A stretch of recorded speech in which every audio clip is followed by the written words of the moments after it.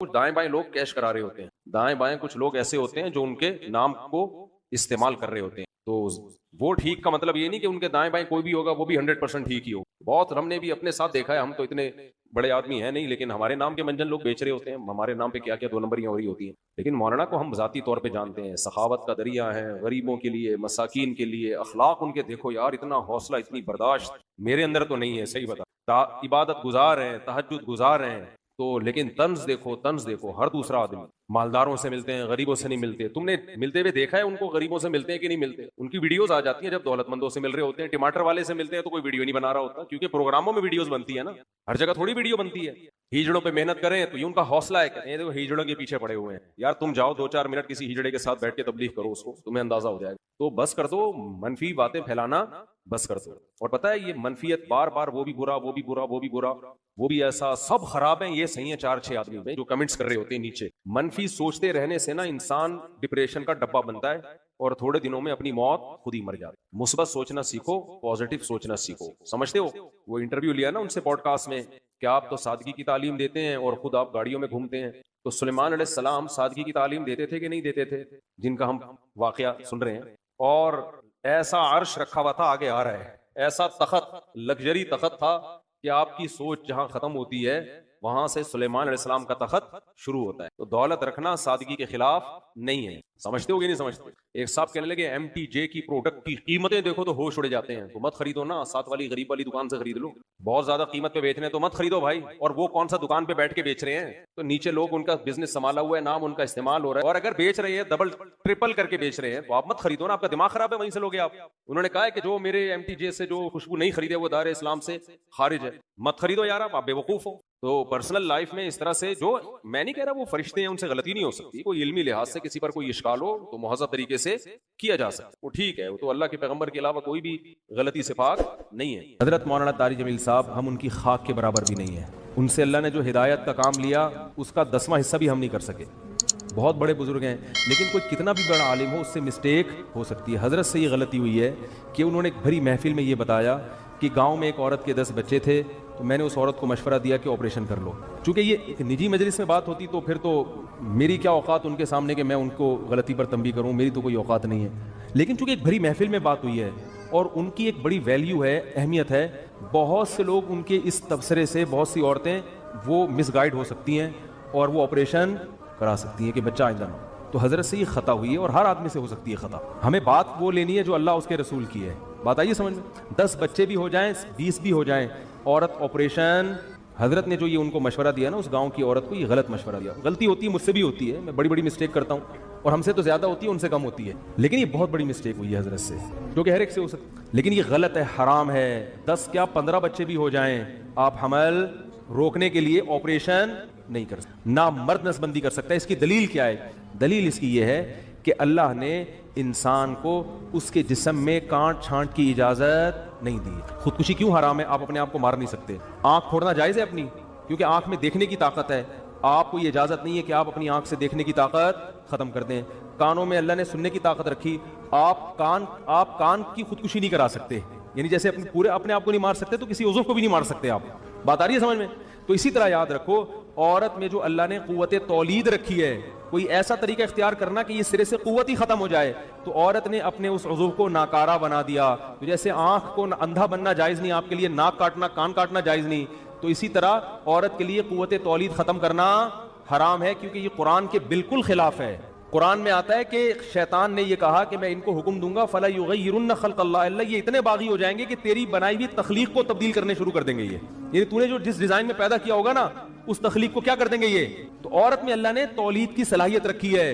عورت وقتی طور پر حمل روکنے کی تدبیر اختیار کر سکتی ہے کسی ضرورت سے, جیسے صحابہ بھی کرتے تھے, لیکن قوت تولید کو کسی قیمت پہ ختم نہیں کر سکتی. یہ پھر اللہ کی بنائی ہوئی تخلیق کو کیا ہے, اور یہ سب کے نزدیک حرام, دیوبندی بھی علماء بھی حرام کہتے ہیں. بس میں آنکھوں سے ضبط نہیں کر پا رہا تھا. حضرت مولانا طاری جمیل صاحب کا واقعہ ہے, ایک شخص آیا مجھ سے ملنے کے لیے, خواجہ سرا ہے. میں تو پہلی دفعہ زندگی میں کوئی خواجہ سرا مجھ سے ملا, میں سمجھا کہ پراپر آدمی, اتنی بڑی اس کی داڑھی اور رنگ ماشاءاللہ بڑی مردانہ وجہ, لیکن جب بات چیت کا انداز ہوتا ہے تھوڑا سا وہ ایٹیٹیوڈ سے اندازہ ہو گیا کہ یہ مکمل مرد نہیں ہے. تو اس نے مجھے خود بتا دیا میں خواجہ سرا ہوں. میں نے کہا بھائی ہم سے ملنے کے لیے کیسے آیا آپ, اتنی بڑی داڑھی آپ کی. اس نے اپنا جو واقعہ سنایا نا, میں 3 دفعہ وہ واقعہ سناتے ہوئے رویا ہوں, اور جب وہ سنا رہا تھا اس وقت میرے آنکھوں سے آنسو نکل. اس نے یہ ابھی بھی میرا بیان سنتا ہے وہ.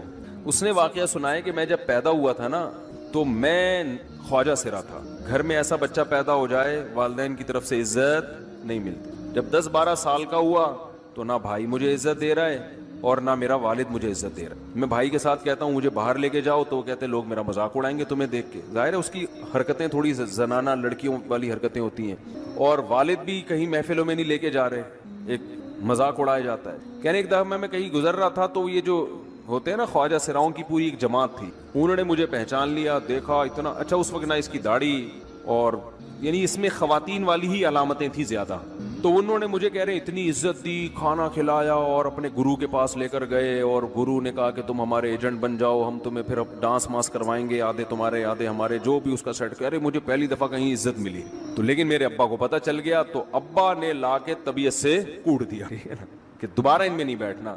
ٹھیک ہے ہم نے توبہ کر لی بھائی, یہ برے لوگ ہیں, ڈانس ماس اچھی چیز نہیں ہے. ٹھیک ہے, تو اب کیا ہوا کہتے ہیں کہ پھر جو ہے نا کچھ دنوں میں کہیں کسی سے جھگڑا میرا ہوا کسی بات پہ, تو اس نے انتقام لینے کے لیے شکایت لگا دی ابا کو کہ یہ دوبارہ ان کے پاس گیا, حالانکہ وہ جھوٹی شکایت تھی. اب ابا کو لگا کہ یہ صحیح کہہ رہا ہے جس نے شکایت لگائی ہے, کیونکہ شبہ تو تھا نا ابا کو دوبارہ جائے گا.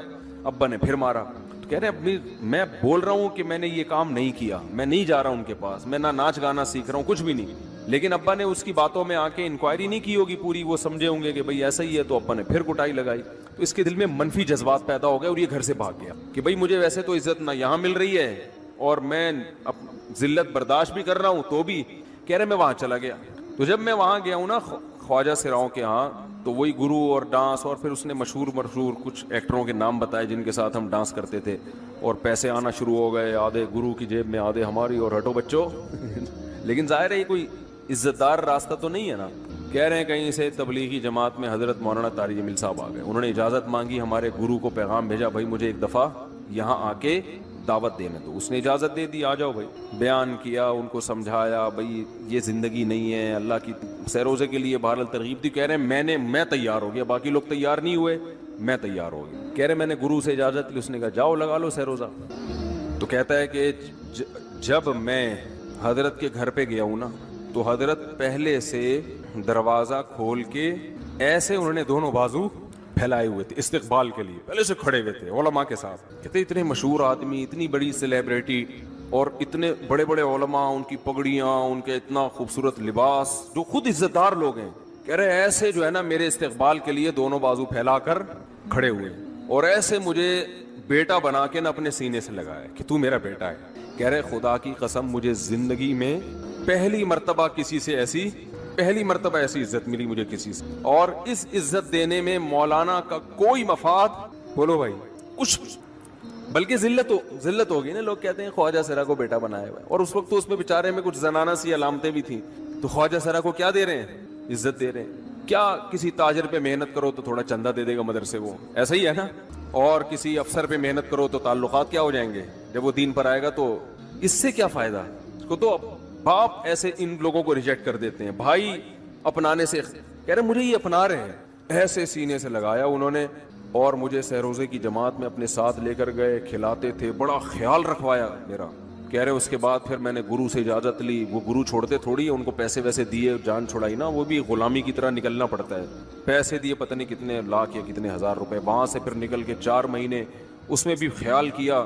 تو پھر تبلیغ کے بزرگوں سے ملا, پھر انہوں نے پورا مجھے بتایا کہ بھئی تم یہ علاج کرو تاکہ تمہارے اندر یہ زنانہ علامتیں ختم ہو. تو وہ علاج کر رہا تھا ماشاءاللہ, انجیکشن لگے, انجیکشن میں ڈاکٹروں کی بھی مدد کروائی. یہ ایسی لگائے ایک اسٹائل ہے لالو کھیت کا, تھپڑ لگانے کے بعد سوچتا ہے آدمی کہ اس کا ری ایکشن کیا ہوگا. تو مشرک کیا کرتا ہے, الفاظ کے بکھیڑوں میں الجھاتا ہے آپ. یہ آج کل یہ منجن بہت بک رہا ہے, بہت زیادہ بک رہا ہے یہ منجن. وہی میں بار بار کہتا ہوں نا, فرقہ واریت کے خلاف. میں کس کے خلاف ہوں, فرقہ واریت کے خلاف. لوگ کہتے ہیں ویل ڈن, یہ بندہ ہے نہ حنفی ہے نہ شافی دیوبندی ہے نہ بریلوی ہے نہ شیعہ ہے نہ سنی ہے, واہ واہ. کام کیا ہو رہا ہے, نیا فرقہ لانچ. بجائے اتنے ساروں کو ختم کرنے کے ایک نیا مارکیٹ میں آ رہا ہے. لوگ کام نہیں دیکھ رہے, لوگ کیا دیکھ رہے ہیں, لیبل دیکھ رہے ہیں. تو بھائی ہم تو یہی چیخ چیخ کے تھک گئے. اللہ کے بندو لیبل مت دیکھو, کام دیکھو. دیکھو تبلیغ والے فرقواریت کے خلاف ہیں, کام سے پتہ چلتا ہے خلاف ہیں. تبلیغ والے یہ کر سکتے تھے, ایک ریونڈ میں اجتماع کرتے, ہمارا کوئی فرقہ نہیں ہے, حنفی بھی غلط, شافی بھی غلط, مالکیہ بھی غلط, حنبلی بھی غلط, دیوبندی بھی بول لو نا یار غلط, بریلوی بھی غلط, شیعہ بھی غلط, سنی بھی غلط, اہل حدیث بھی غلط. حاجی عبد الوہاب صاحب رحمۃ اللہ سے پوچھتے حضرت صحیح کون ہے؟ صحیح صرف ہم, کیونکہ ہمارا کوئی فرقہ نہیں ہے. سمجھ میں نہیں آ رہی بات؟ پھر اس جماعت میں جب کوئی آتا, پھر حاجی عبد الوہاب صاحب کی قرآن و حدیث کی روشنی میں اپنی ایک نئی نماز آتی مارکیٹ میں, سمجھ رہے, جو نہ حنفیوں سے میچ کر رہی ہوتی نہ شافیوں سے میچ کر رہی ہوتی. کچھ نئے مسائل آتے جو پوری امت سے الگ ہوتے, کیونکہ پوری امت تو گھاس کھا رہی تھی اب تک. آپ پھر قواریت کے خلاف, پھر جب کہتے حضرت یہ تو ابو حنیفہ بھی اس کے قائل نہیں ہے, آپ کوئی نیا مسئلہ مارکیٹ میں لے کر آئے ہیں, یہ تو اجماع امت کے خلاف ہے.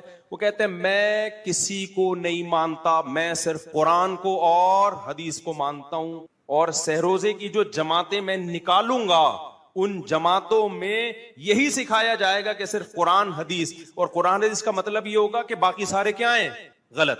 قرآن حدیث کو تو سب مانتے ہیں, لیکن قرآن حدیث کو اس طرح سے ماننا کہ باقی سب کو کیا کر دینا, کہ باقی سب گھاس کھا رہے تھے, وہ تورات انجیل پر عمل کر رہے تھے, ہم کیا کر رہے ہیں, ہم ہیں جو قرآن و حدیث کو لے کر آئے. تو تبلیغی جماعت سے بڑا فرقہ پھر دنیا میں, پھر حاجی عبد الوہاب صاحب سے جب اختلاف ہوتا کسی اور بزرگ کا, تو ایک فرقہ دو فرقوں میں ڈیوائڈ, پھر کسی اور کا اختلاف ہوتا تو 4 فرقے, پھر 8, اب تک تبلیغ جماعت کے 48,000 فرقے بن چکے ہوتے. سب کا یہ دعویٰ ہوتا کہ ہمارا کوئی فرقہ نہیں ہے, کام فرقہ پرستی کا ہوتا, لیبل امت کے اتحاد کا لگتا. تبلیغ والوں نے کام کو فوکس کیا, لیبل کو فوکس نہیں کی. نہیں آ رہی بات؟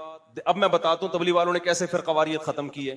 تبلیغ والوں نے سب سے پہلے توحید کا نعرہ لیا. یہ توحید, اتنے لبرل نہیں بن گئے کہ مشرک کو بھی جگہ دے دی انہوں نے. سب سے پہلے لا الہ الا اللہ, آسان زبان میں اس کا کہ بھئی اللہ سے ہونے کا یقین, غیر اللہ سے نہ ہونے کا یقین. یا ہونے کا مطلب اسباب سے ہٹ کے اگر کوئی کچھ کر سکتا ہے تو صرف کون کر سکتا ہے, یہ مطلب نہیں کہ پولیس بھی کچھ نہیں کر سکتی, ڈاکٹر بھی کچھ نہیں کر سکتا. تبلیغ والے بھی ڈاکٹروں کے پاس جاتے ہیں, ٹیکے ویکے لگواتے ہیں, وہ گولیاں بھی کھاتے ہیں. اسباب سے ہٹ کے صرف کون کرے گا, اللہ. اور اللہ کے احکام کو صرف نبی کے طریقوں میں پورا کرنا کیا ہے کامیابی. اس میں نبی کے آخری نبی ہونے کا بھی اقرار ہو گیا کہ نہیں ہو گیا؟ کیا خیال ہے بھائی؟ تو اسلام کی بنیاد ہے, اس بنیاد پہ کمپرومائز نہیں ہو سکتا. پھر انہوں نے 6 نمبر بیان کیے, جن 6 نمبروں میں کسی کو کوئی اختلاف نہیں ہے. ان 6 نمبروں میں ایک خوبصورت نمبر علماء کا اکرام, تاکہ لوگ علماء سے ہٹ کے کوئی نیا فرقہ نہ بنا لے. تبلیغ میں علماء کا اکرام سکھایا جاتا. کیا سکھایا جاتا ہے؟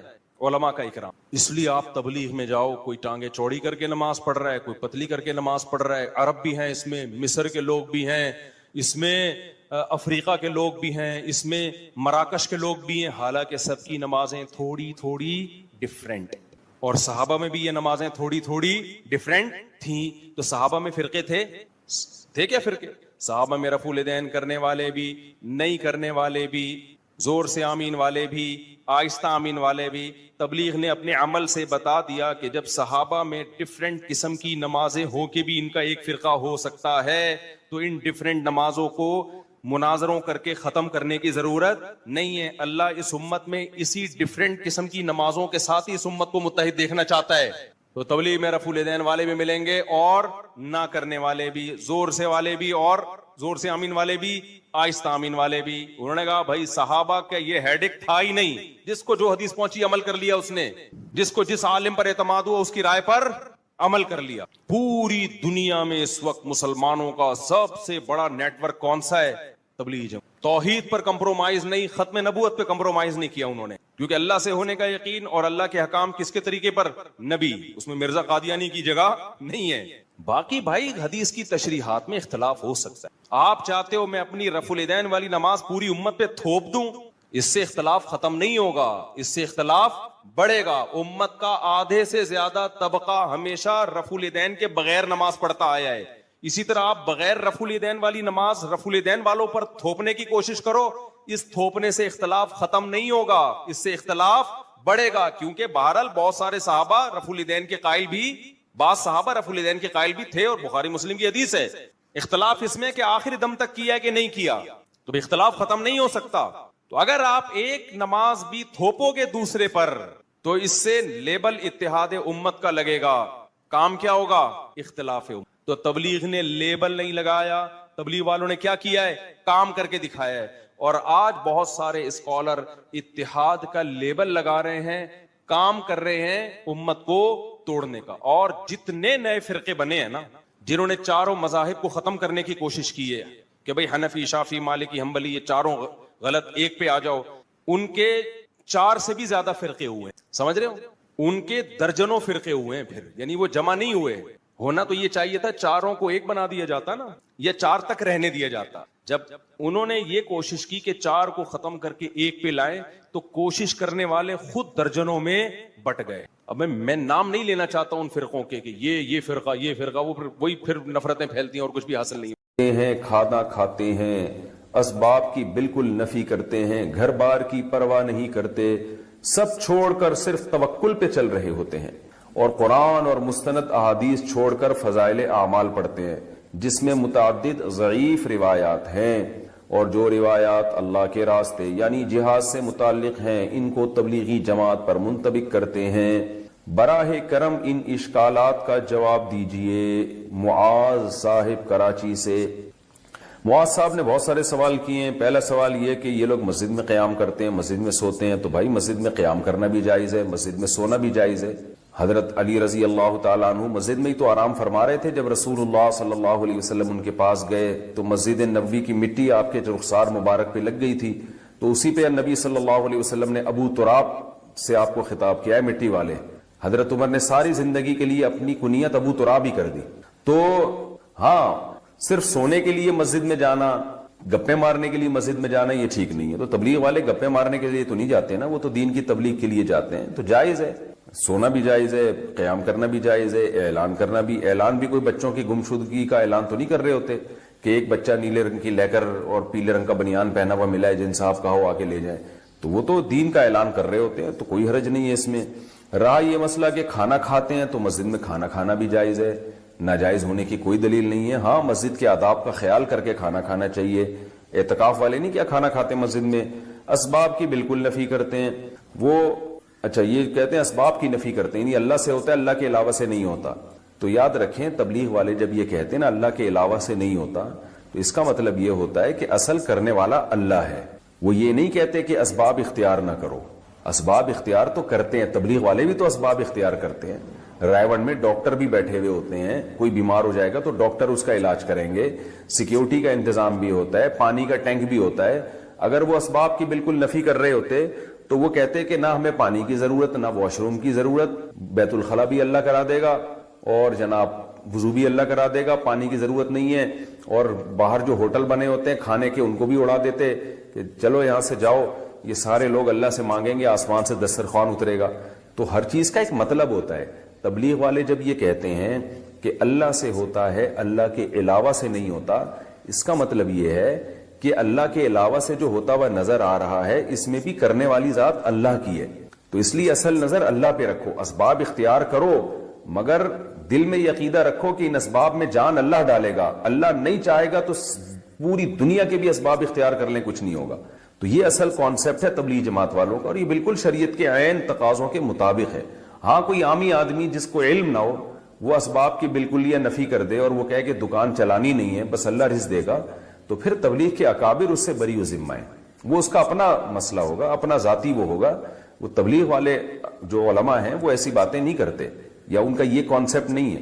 تو اسباب سے ہونے کا مطلب کیا ہے کہ یعنی اسباب سے نہ ہونے کا مطلب یہی ہے کہ جیسے وہ ایک مثال بھی دیتے ہیں نا کہ آگ کا کام ہے جلانا, لیکن ابراہیم علیہ السلام کو آگ میں ڈالا گیا تو آگ نے نہیں جلایا. اس سے پتہ چلتا ہے جلاتا اصل تو اللہ ہے. اب اس سے تبلیغ والے کبھی یہ ترغیب نہیں دیتے کہ آپ بھی آگوں میں چھلانگ لگایا کرو, یا چولہا گھر میں جل رہا ہو تو چائے کا برتن رکھنے کے بجائے دودھ اور پتی کھا کے خود اس چولہے پہ بیٹھ جایا کرو تو اللہ اپنی مرضی سے تمہیں بچا لے گا. تو کبھی بھی نہیں ایسا کہتے, کہتے بھائی آگ سے دور بھاگو. تو اس کو سمجھنا چاہیے کہ وہ کیا وہ ذہن بناتے ہیں کہ اللہ پہ اعتماد کرو، اللہ پہ توکل کرو، اسباب اختیار کرو، مگر نظر کس پہ رکھو؟ اللہ پہ. یہ مقصد ہوتا ہے اس کا. اور یہ جو آپ نے بات کی ہے کہ جی وہ یہ کہتے ہیں گھر کی بار کی پرواہ نہیں کرتے، یہ بھی غلط ہے.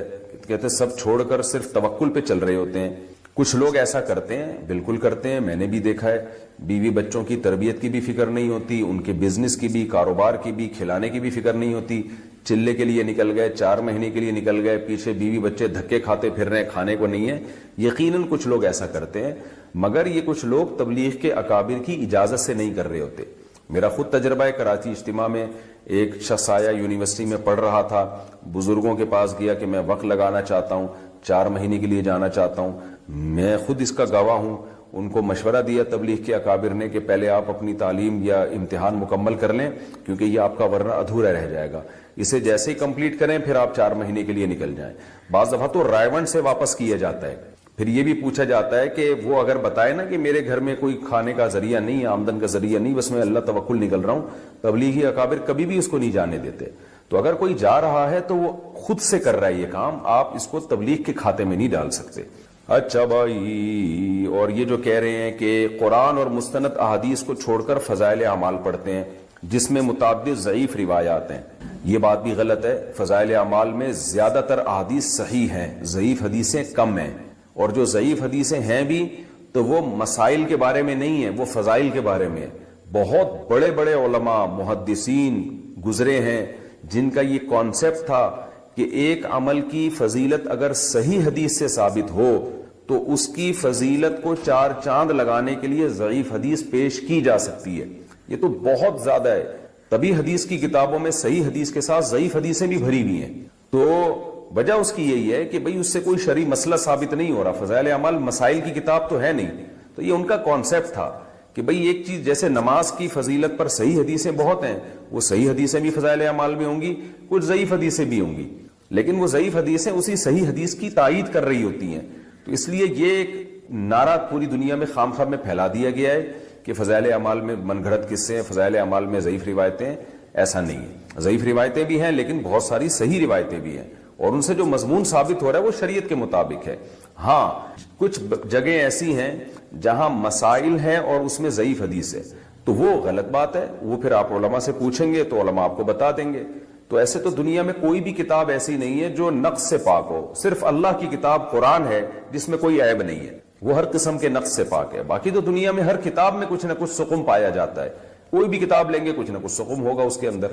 تو اس لیے اس کو بیان کرنے میں کوئی حرج نہیں ہے. اب تک تبلیغ جماعت فضائل اعمال ہی پہ چل رہی ہے، تو ہم نے نہیں دیکھا تبلیغ والوں کے عقیدے خراب ہوئے ہوں.